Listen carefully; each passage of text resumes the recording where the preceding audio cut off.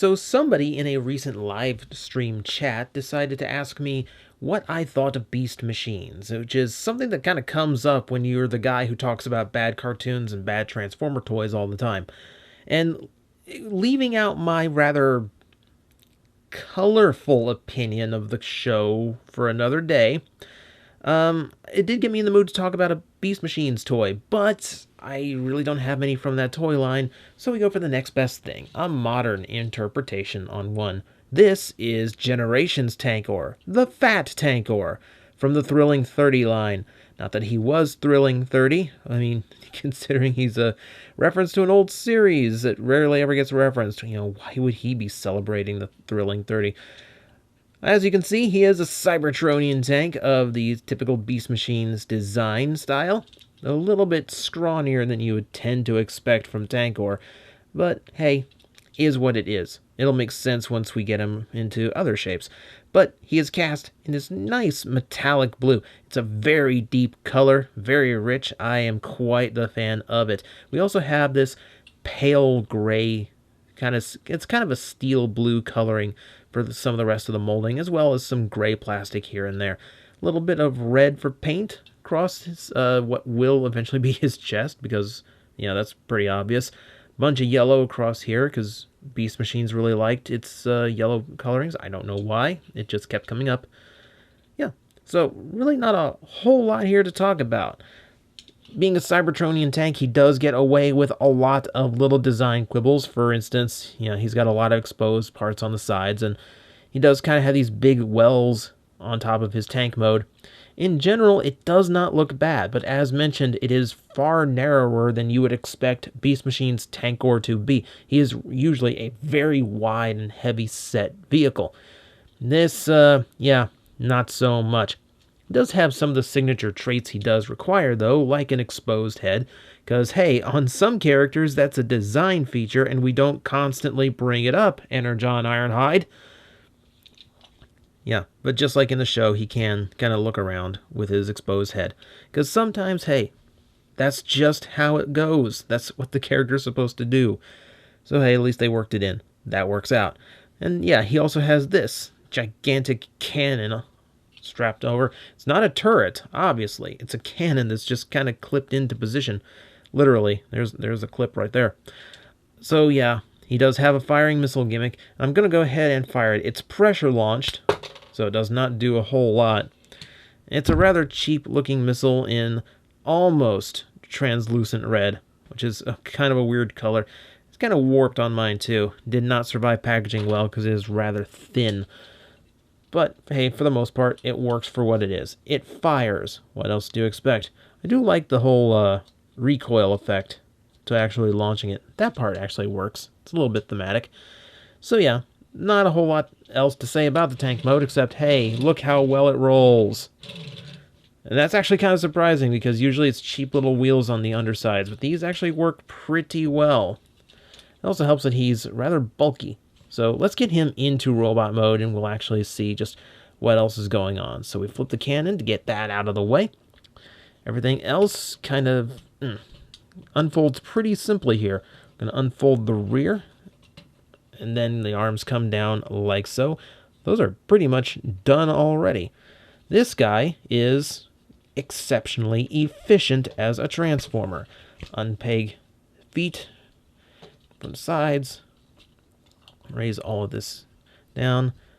This part's going to come up. Feet form like that. Just like so. The chest itself rotates up and pegs in. Make sure both of these are pegged into place. All this comes down. Also pegs in. Make sure that's nice and secure.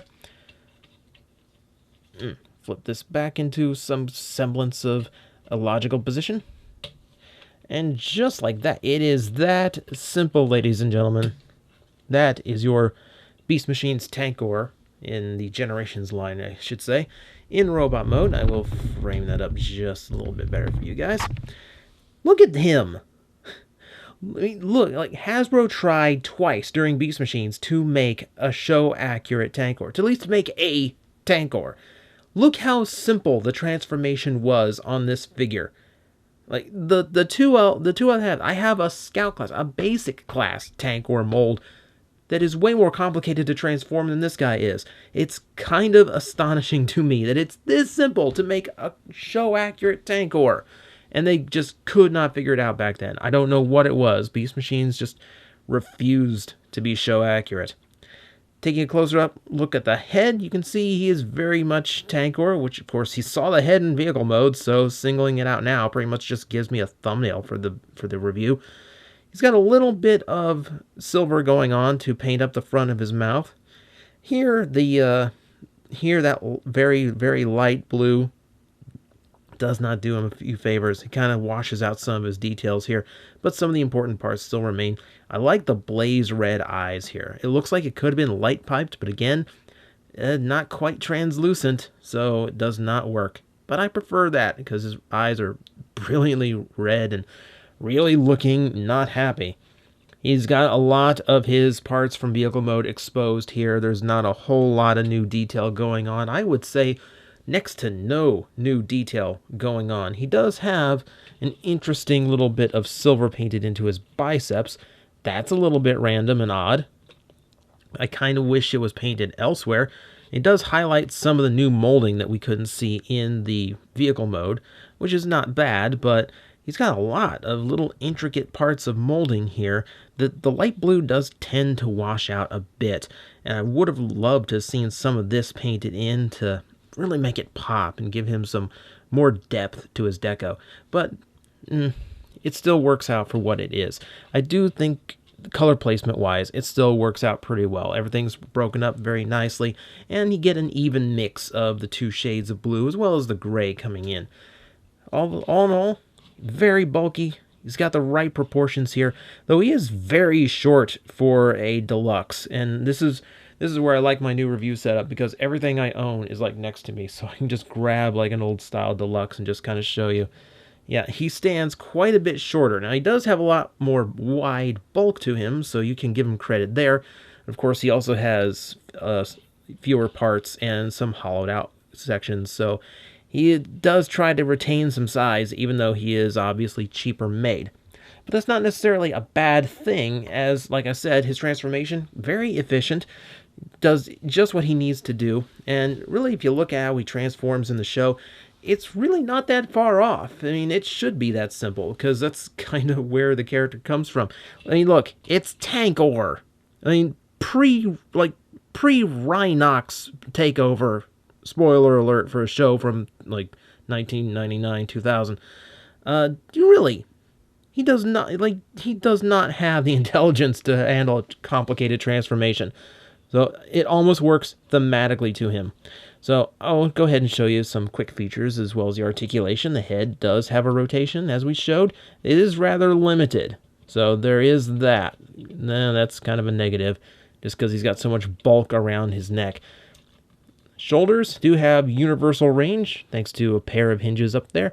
A little bit restricted from the hinge here. You can adjust the shoulder guards too, if you really want to. We do have a bicep rotation, as well as double jointed elbows. Love those. Don't see them often enough. You also have finger articulation, a rarity in a deluxe, because he has the two big clawed hands.